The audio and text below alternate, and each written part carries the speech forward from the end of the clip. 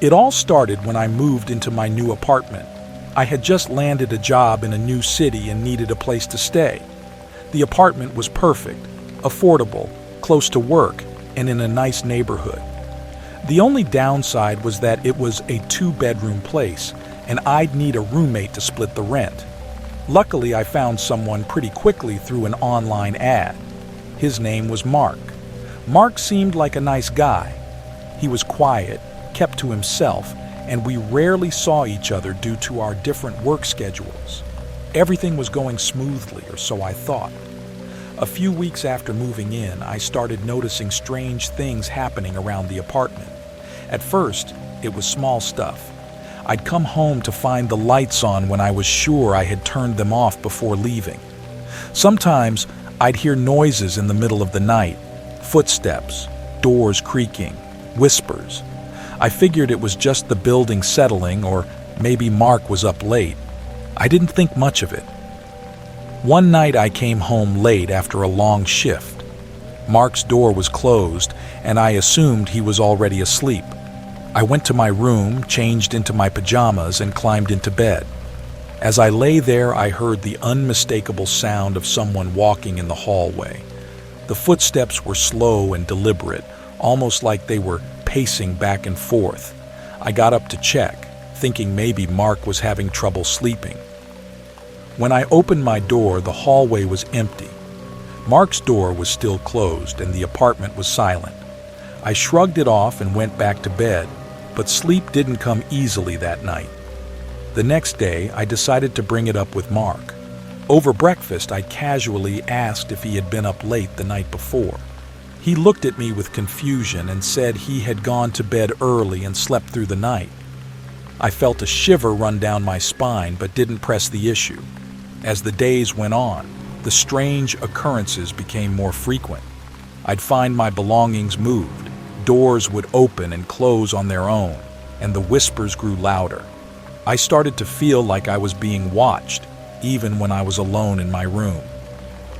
One evening, Mark and I were both home for a change. We decided to watch a movie together in the living room. Halfway through the movie, the temperature in the room dropped suddenly. We both felt it and looked at each other in alarm. Before we could say anything, the TV flickered and then shut off. We sat in the dark, the only light coming from the street lamps outside. Mark suggested it might be a power surge, so we checked the breaker box. Everything was fine. When we returned to the living room, the TV was back on, playing the movie where we had left off. We tried to laugh it off, but the atmosphere was tense. Later that night, I was woken up by a loud bang. I jumped out of bed and ran to the living room, where I found Mark standing, staring at the wall. His face was pale and he looked terrified. I followed his gaze and saw a message scratched into the paint. "Leave now." We decided to stay together in the living room for the rest of the night, both too scared to go back to our rooms. We talked about the strange things we had been experiencing, and I realized that Mark had been noticing them too, but hadn't wanted to say anything. The next day, we decided to do some research on the apartment. We found out that a previous tenant, a man named David, had disappeared under mysterious circumstances a few years ago. Neighbors reported hearing strange noises and seeing lights on at odd hours, just like we had experienced. David's body was never found, and the case remained unsolved. We were both freaked out but didn't know what to do. We considered breaking the lease and moving out, but we couldn't afford it. Instead, we decided to bring in a paranormal investigator. The investigator spent a night in the apartment and confirmed what we feared. There was a spirit in our home, and it was angry. He explained that the spirit was likely David, unable to move on due to his unresolved death. The investigator performed a cleansing ritual, hoping to give David peace. For a while, things seemed to calm down.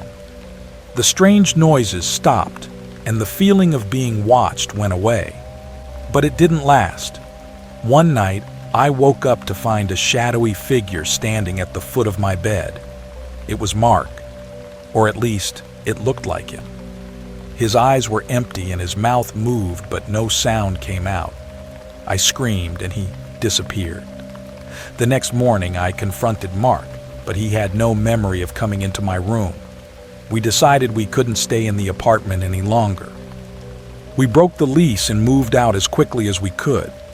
To this day, I don't know what happened to David or why his spirit was so tormented, but I do know that I'll never forget my time in that apartment with the phantom roommate.